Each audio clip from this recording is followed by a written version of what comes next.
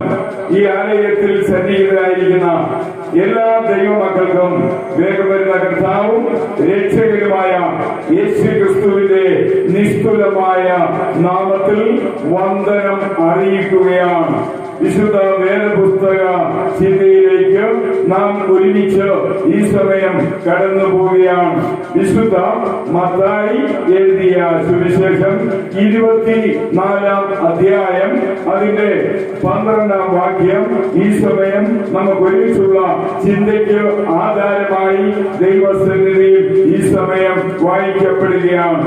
മത്തായി എഴുതിയ സുവിശേഷം 24-ാം അധ്യായം അതിന്റെ 12-ാം വാക്യം ഇങ്ങനെയാണ് ദൈവത്തിന്റെ ആത്മാവിനാൽ ഇവിടെ എഴുതി രേഖപ്പെടുത്തിയിരിക്കുന്നത്.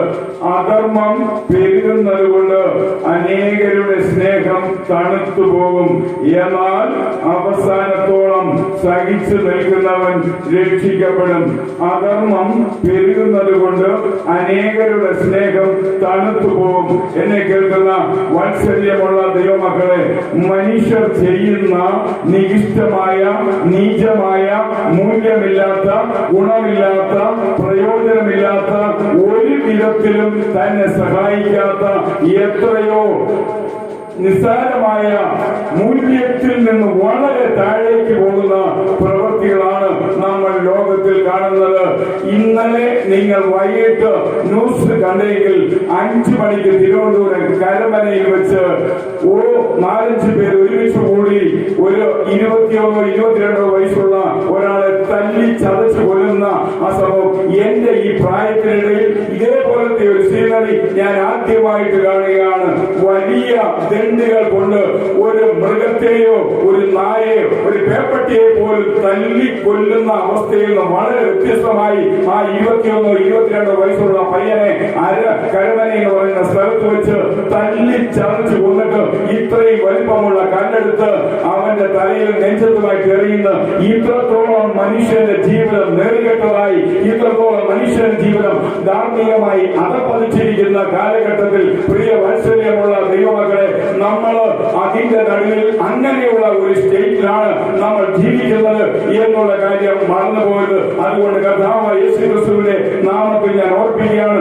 ഒന്നുകൂടി ഞാൻ ഈ വേദഭാഗം ഒന്ന് വായിക്കുവാൻ താല്പര്യപ്പെടുകയാണ്. മത്തായി സുവിശേഷം 25-ാം അധ്യായം അതിലേക്ക് നമ്മൾ കടന്നു പോകുമ്പോൾ അനേകരുടെ സ്നേഹം തണുത്തു പോകുന്നു എന്നാണ് നമ്മളവിടെ വായിക്കുന്നത്. പ്രിയ വാത്സല്യമുള്ള ദൈവമക്കളെ, 24-ാം അധ്യായം 1-ാം വാക്യത്തിൽ അധർമ്മം പെരുകയാണ്, പാപം പെരുകയാണ്, അനീതി പെരുകയാണ്, അക്രമം പെരുകയാണ്, മ്ലേച്ഛത പെരുകയാണ്, തിന്മ പെരുകയാണ്.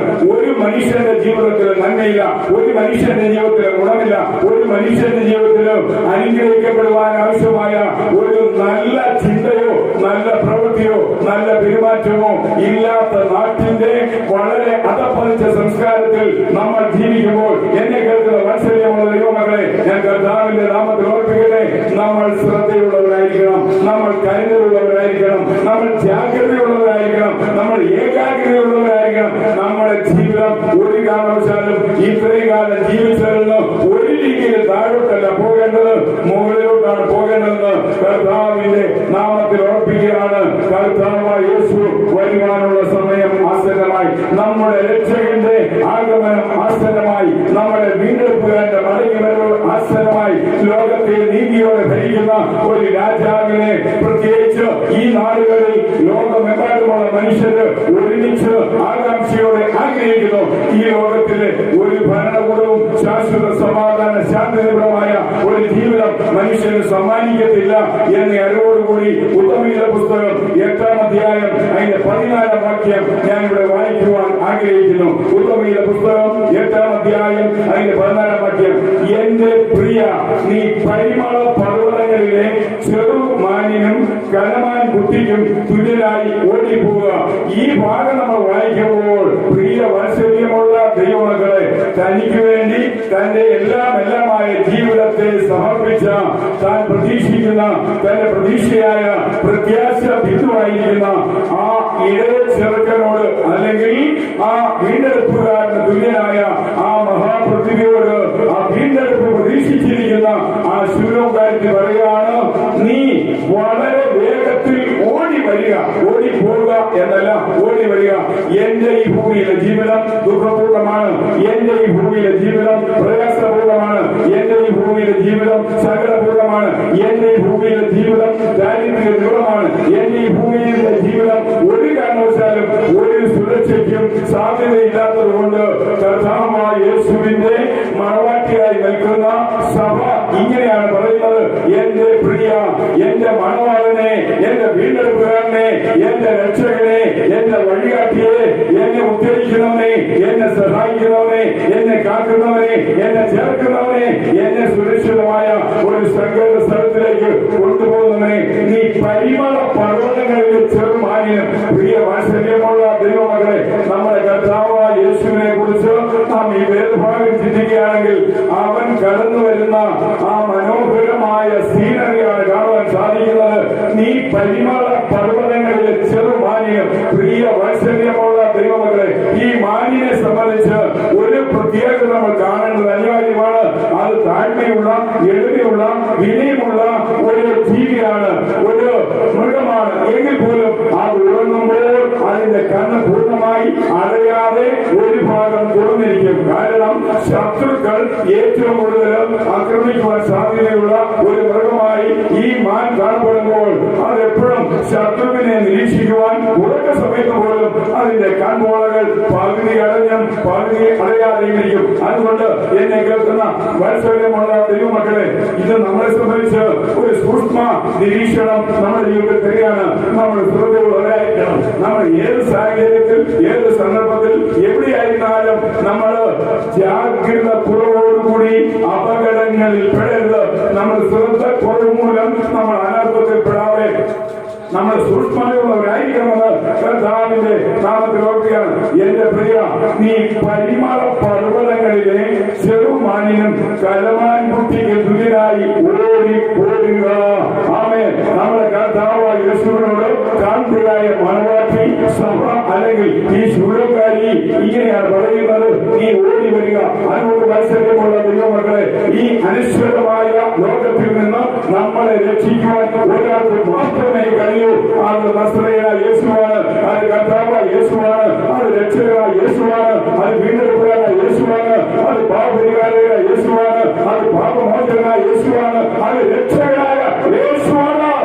അതുകൊണ്ട് പ്രിയ ദൈവമക്കളെ, അധർമ്മം പെരുകുന്നത് കൊണ്ട് അനേകരുടെ സ്നേഹം തണുത്തുപോകും. എന്നാൽ ഈ ആലയത്തിലുള്ള ദൈവമക്കളോട് ദൈവനാമത്തിൽ ഞാൻ പറയട്ടെ, അനധർമ്മം, അനീതി എത്രയെല്ലാം പെരുകിയാലും, എവിടെയെല്ലാം പെരുകിയാലും, ഒരുപക്ഷെ ലോകത്തിൽ ഏറ്റവും കൂടുതൽ അനീതിയും അക്രമവും നാശവും പെരുകിയ ഒരു സ്ഥലത്തായിരിക്കാം നമ്മൾ ജീവിക്കുന്നത്.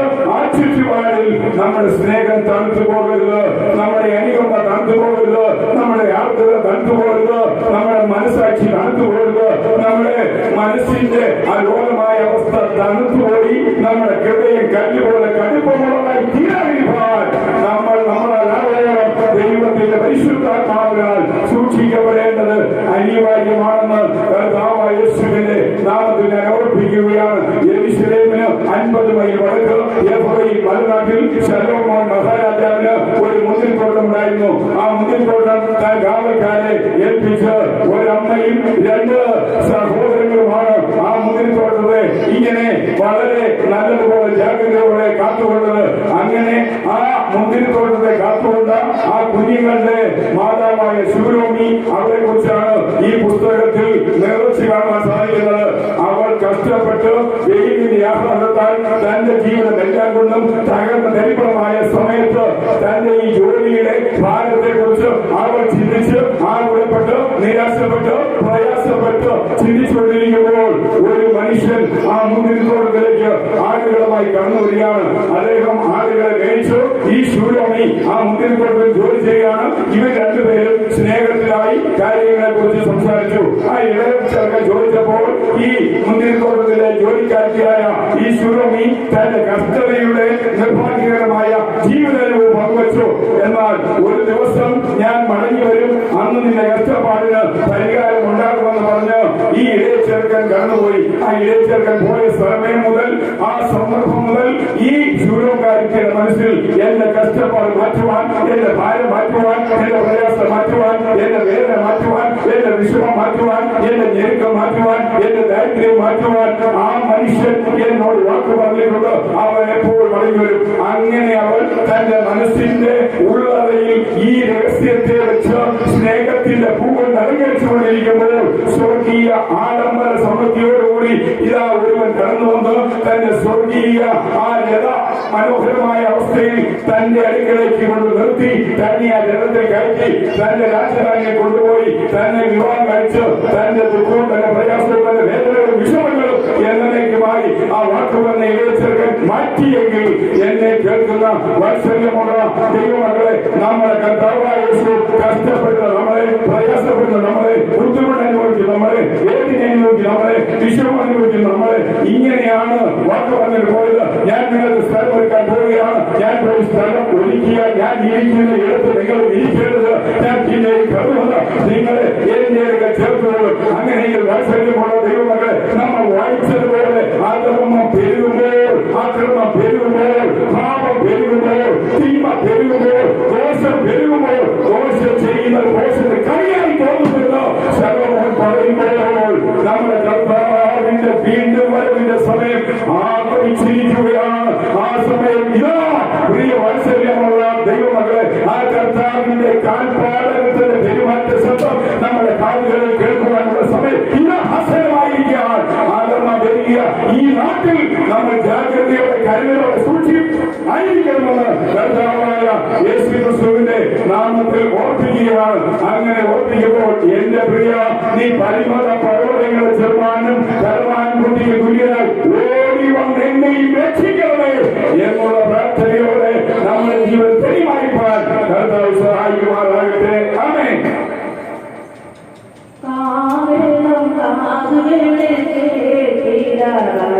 ദൈവ